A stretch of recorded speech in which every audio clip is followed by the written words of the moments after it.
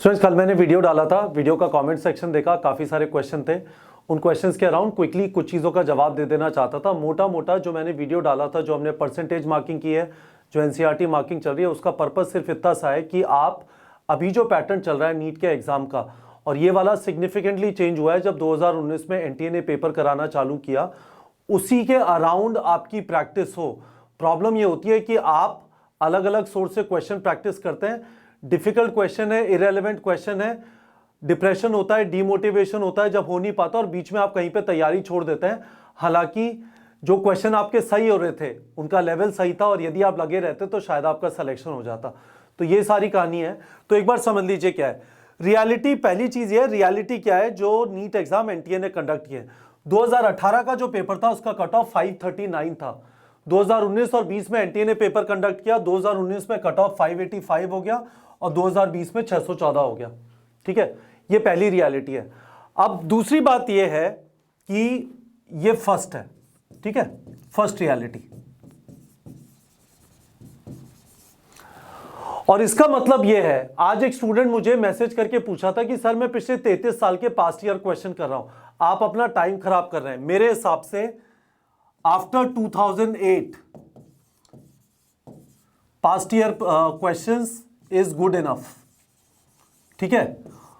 और रियलिटी में after 2016 is good enough, ठीक है। मैं आपको एक स्टोरी बता देता हूं। इतना बुरा हाल था 2015 के जो पहले के पेपर हुए हैं, पहले एक प्रीलिम्स और मेंस होता था। प्रीलिम्स के बाद लोग क्वालिफाई होते थे, फिर मेंस का एग्जाम लिखते थे। सुप्रीम कोर्ट ने एक गाइडलाइन लगा दी थी कि जिनके 50% नंबर से कम है उनको मेंस मत लिखने दो, और सीबीएसई ने जाके बोला था कि सिर्फ 50% नंबर वाला क्राइटेरिया लगा रहे हो तो मेंस लेने की जरूरत ही नहीं है, ठीक है, प्रीलिम्स से ही सेलेक्ट कर लेते हैं। तो पेपर का लेवल ऐसा आता था। पुराने कुछ पेपर देखेंगे तो आपको एक्सीडिंगली हार्ड क्वेश्चंस मिलेंगे। अब वो क्वेश्चन नहीं आ रहे हैं, ये रियलिटी है, अब वो क्वेश्चन नहीं आ रहे हैं, ठीक है। दूसरी चीज, आपको ये एक फिल्टर मिलेगा, मैं अभी प्लेटफॉर्म पे भी जाके आपको दिखा देता हूं। ये आपको एक फिल्टर मिलेगा इजी, मीडियम, डिफिकल्ट का। जब आप क्वेश्चन सेलेक्ट करते हैं चैप्टर वाइज, आप इजी, मीडियम, डिफिकल्ट भी सेलेक्ट करते हैं।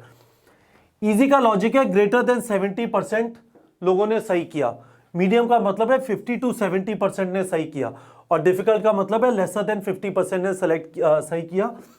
ये सारी मार्किंग आपको ऑलरेडी क्वेश्चंस पे दिखाई देगी, पर आप स्पेसिफिक फिल्टर लगा के इसे सेलेक्ट कर सकते हैं। हमारा ऐसा मानना है कि ये दो लेवल आपकी तैयारी के लिए सफिशिएंट है, कंसिडरिंग दीज टू फैक्ट्स। और देखिए बच्चों, ये टेक्नोलॉजी की वजह से हो पा रहा है।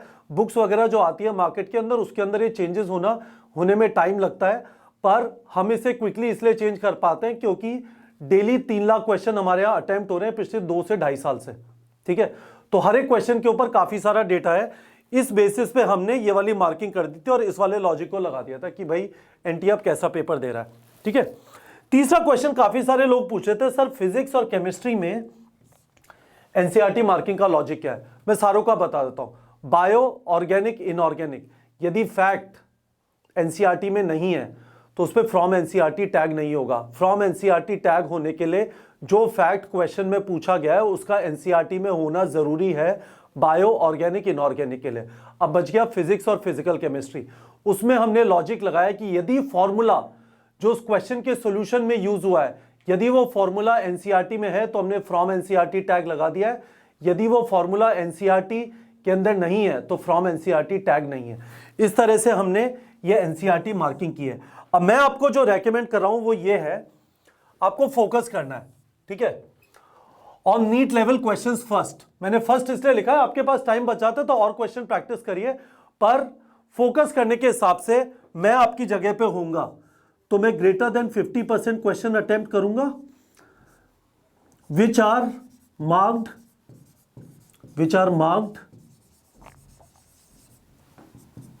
फ्रॉम एनसीईआरटी, ठीक है। और उसके बाद आपके पास टाइम बचता है, ठीक है, तो आप करिए जितने भी क्वेश्चन प्रैक्टिस करने हैं। हमारे प्लेटफॉर्म पे तो अथाह महासागर है, पर हमने आपको एक तरीका दे दिया है चीजों को ऑर्गेनाइज करने का। पहले किस पे फोकस करें, कौन सी चीज बाद के लिए छोड़ दें, क्योंकि टाइम लिमिटेड है, आप एक अनलिमिटेड टाइम फ्रेम में तैयारी नहीं कर रहे हैं। मैं एक बार आपको प्लेटफॉर्म पे जाके दिखा देता हूं। कि सारी चीज कैसे दिखाई देती है। ठीक है, तो चलिए प्लेटफॉर्म पे चलते हैं।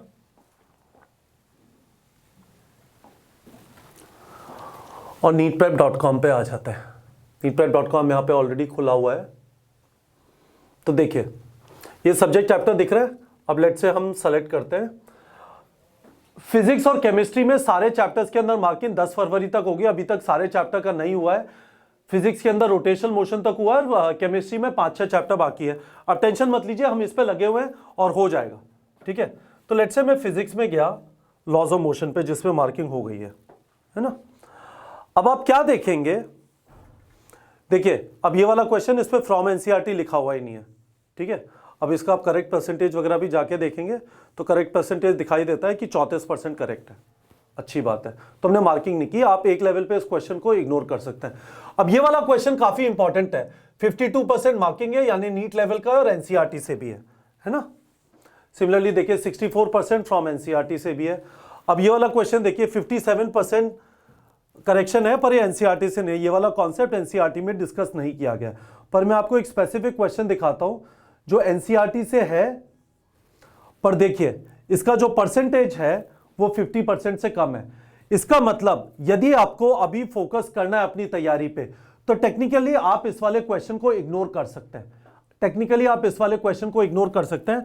मैं आपको यही चीज यहां पे बताने की कोशिश कर रहा था। देखिए जो मैंने यहां पे लिखा है वो क्वेश्चन प्रैक्टिस करिए जो 50% से ज्यादा है और जिन पे फ्रॉम एनसीईआरटी टैग लगा हुआ है। ठीक है, अब वापस चलते हैं। मैं आपको एक और चीज जो दिखाना चाहता था वो ये है कि आप डिफिकल्टी लेवल पे आए, है ना।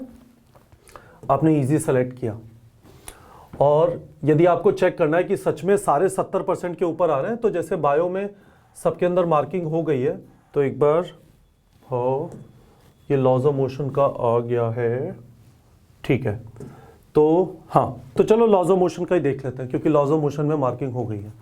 ठीक है, ये देखिए मैंने आपसे कहा था 70% के ऊपर है, 83%, 70%, 80% इस तरह से दिखाई दे रहा है ना।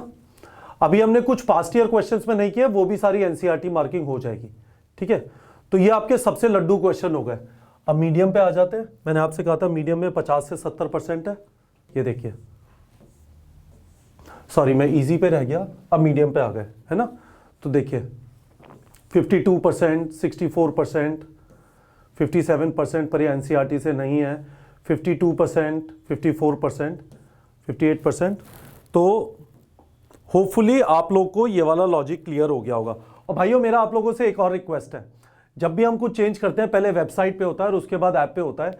ये इन सारी चीज़ों में बहुत सारी कोडिंग लगती है। ठीक है, तो थोड़ा पेशेंस रखिए।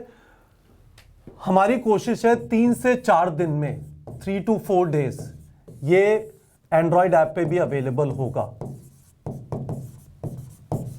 ठीक है, पर प्लीज भगवान के लिए थोड़ा पेशेंस रखिए, परेशान मत होइए, हो जाएगा। तब तक वेबसाइट से कर लीजिए, क्योंकि वेबसाइट का भी आपको एक्सेस दिया हुआ है। हम आपको एनसीईआरटी का फिल्टर भी प्रोवाइड करेंगे, और दूसरी चीज हम ये सारी चीजें जो परसेंटेज वगैरह है ये सारा भी ऐप पे आ जाएगा। तो होपफुली आप लोग को क्लियर हो गया होगा। मैं आपको एक चीज और बताना चाहता हूं फाइनल। आप यदि टाइम वेस्ट कर रहे हैं ये वाली चीज सोच के कि पेपर ऑनलाइन होगा या पेन पेपर ओएमआर होगा, डेट क्या है, इंटरनल चॉइस होगी, एक्सटर्नल चॉइस होगी, ये सब चीजें आपको पता चल जाएंगी। आप टाइम वेस्ट करना अफोर्ड नहीं कर सकते। गंदी आदत लग गई टाइम वेस्ट करने की, तो कभी भी छूटेगी नहीं। जब नोटिफिकेशन आ जाएगा 5 दिन उसमें लगा देंगे कि नोटिफिकेशन को भरे कैसे, उसके बाद एडमिट कार्ड का वेट करेंगे, उसके बाद तामझाम चल रहा होगा, नीट के बारे में खूब सारी न्यूज आ जाएगी। फॉर गॉड सेक आप चीजों पे फोकस करिए। हमने आपको बहुत अच्छे तरीके दे दिए पढ़ाई करने के लिए, आपके हाथ में है अब कि आप टाइम खराब ना करें और अपनी पढ़ाई पे फोकस करें, क्योंकि टाइम जो निकल जाएगा ना वापस नहीं आएगा। आप यदि अपनी लाइफ में गंद मचाएंगे अभी, तो 2022 का एग्जाम वापस लिखेंगे। मैं 2021 वाले एस्पिरेंट से कह रहा हूं, और 2022 वाले भी आप अभी से तैयारी चालू कर चुके हैं, नहीं की है तो कर दीजिए। 12वीं में पहुंच गए बिना तैयारी स्टार्ट किए तो दही मच जाएगा। तो वापस बता रहा हूं, फोकस कर लीजिए, और फोकस करने का आपको क्वेश्चंस का सारा मैंने लॉजिक एक्सप्लेन कर दिया। अब भी कुछ क्वेश्चन बचा है तो वीडियो के डिस्क्रिप्शन में पूछ लीजिए, वीडियो के कमेंट सेक्शन में पूछ लीजिए। पर मैं आपसे बस ये प्रॉमिस चाहता हूं, अब कोई बहाना नहीं मारना है। अब आपकी बारी है, नाउ योर टर्न, अब आपकी बारी है। ठीक है, कोई बहाना नहीं चलेगा। अब आपके लिए सारी चीजें ऑर्गेनाइज सिंपल कर दी गई हैं। ठीक है बच्चों, तो ये वाला प्रॉमिस मुझे वीडियो के कमेंट सेक्शन में चाहिए।